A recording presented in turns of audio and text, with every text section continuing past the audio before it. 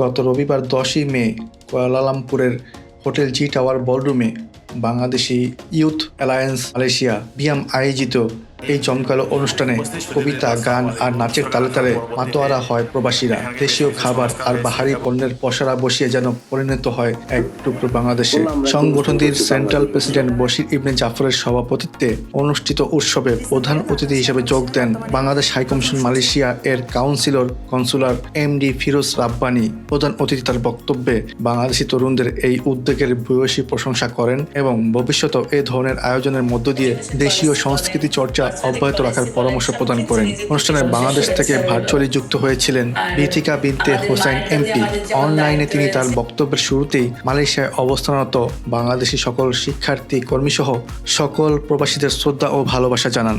আজ এক বিশেষ দিবস উল্লেখ করে তিনি বলেন, মা এর প্রতি আমরা দায়িত্ব ও কর্তব্য পালন করি। আমাদের দেশটিও কিন্তু আরেকটি মা এবং আমাদের দেশের জন্য অনেক দায়িত্ব রয়েছে যা আমরা চাইলে পালন করতে পারি। সংগঠনটির পক্ষ থেকে ইভেন্ট ডিরেক্টর মুশফিকুর রহমান জানান, প্রবাসের স্মরণকালের এই বৃহৎ জাঁকজমকপূর্ণ সাংস্কৃতিক অনুষ্ঠানের মধ্য দিয়ে একদিকে যেমন প্রবাসী ও দেশীয় সংস্কৃতি চর্চা অব্যাহত থাকছে, অপরদিকে বিভিন্ন শ্রেণী পেশার মানুষদের মধ্যকার একটি অপূর্ব মেলবন্ধন তৈরি হয়েছে যা আমাদের একতার প্রতীক হিসেবেও বিদেশেও বাংলাদেশের ভাবমূর্তি উজ্জ্বল করছে। দূর দূরান্ত থেকে আসা অনেক প্রবাসী কর্মীরাও অনুষ্ঠানটি উপভোগ করেন। তারা বলেন, বাংলাদেশি ঐতিহ্য আর সংস্কৃতি নিয়ে মালয়েশিয়া এই ধরনের অনুষ্ঠান তাদের কর্মজীবনের মাঝে বিনোদনের উপলক্ষ করে দেয়। অনুষ্ঠানের বিশেষ অতিথি হিসেবে উপস্থিত ছিলেন মালয়েশিয়া বিএনপি সভাপতি engineer বাদলুর Rahman Khan, Bangladesh হাইকমিশনের first secretary রাজনৈতিক ফাল্গুনী বাগচি, কমিউনিটি নেতা মাহবুব আলম সাহা, ইজান গ্লোবালের ম্যানেজিং ডিরেক্টর এবং বিয়াম উপদেষ্টা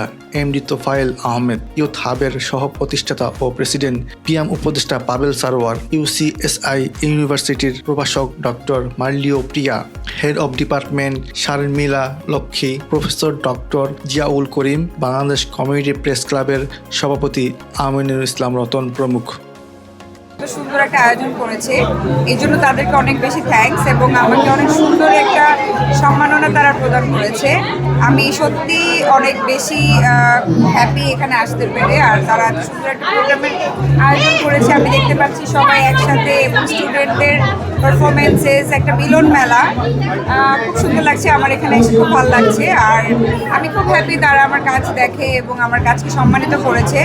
এবং প্রবাসী ভাইয়েরা যারা আছে তারা তো আমাদের শক্তি, তারা আমাদের কি বলবো, পুরো পৃথিবীতে বাংলাদেশকে রিপ্রেজেন্ট করে।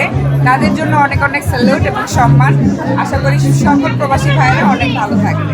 আলহামদুলিল্লাহ, আজকে অনুষ্ঠানে এসে অনেক আনন্দিত, কারণ সচরাচর তো বাংলাদেশি এরকম দেখা যায় না।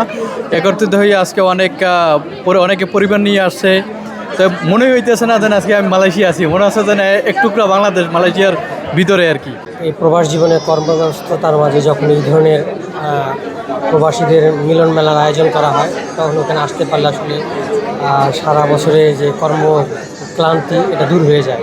তখন আমাদের বাংলাদেশি কমিউনিটির সাথে আমাদের যোগাযোগ হয়। এই ধরনের প্রোগ্রামে আসতে পারলে সেটা অনেকটাই আমাদের আনন্দিত করে। ছিল হচ্ছে মা দিবস, তো এটাকে কেন্দ্র করে আমরা হচ্ছে বাংলাদেশ উৎসব নামে হচ্ছে আমরা এটাকে নামকরণ করেছি এবং আমাদের প্রত্যেকজন টিম মেম্বার খুব ভালোভাবে চেষ্টা করেছে এটাকে সাফল্যমণ্ডিত করে তোলার জন্য। অনেক ভালো লাগছে, বিদেশের মাটিতে এরকম একটা অনুষ্ঠান অনেক বড় একটা ব্যাপার আমাদের জন্য। আর আমি এখানে উপস্থাপনা করছি, এত বড় উপস্থাপনা করতে পেরে অনেক ভালো লাগছে। এটা হচ্ছে আমার বিদেশে আসার সাদা ক্লাসের একটা প্রথম অনুষ্ঠান, যেখানে আমি এত বাঙালি একসাথে দেখতেছি। ফ্যামিলি ছাড়া বাইরের দেশে থাকলে এখানে এত বাঙালি একসাথে দেখলে আসলে অনেক বেশি ভালো লাগে। আর এই ধরনের প্রোগ্রামে আসলে সবাই এত ফ্রেন্ডলি হয়, যেটা আমার কাছে খুবই ভালো লাগে। এখানে স্টল, সবার সাথে পরিচয় হওয়া, এত মানুষকে একসাথে দেখা, বাঙালিদের সাথে আসলে পরিচয় হওয়া খুবই আনন্দের বিষয় আমার জন্য।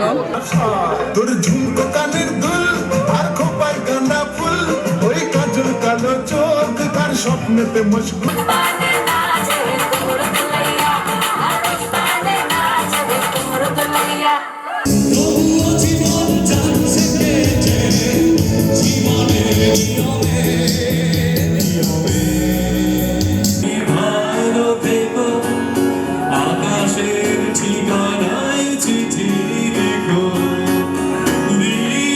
অনুষ্ঠানে অতিথিদের মাঝে ক্রেস্ট বিতরণ ও শিক্ষার্থীদের সার্টিফিকেট প্রদান করা হয়। সবশেষে রাফেল ড্র ও ফটো সেশনের মধ্য দিয়ে অনুষ্ঠানের সমাপ্তি হয়। সজীব হাসান, মালয়েশিয়া প্রতিনিধি, জাজিরা নিউজ।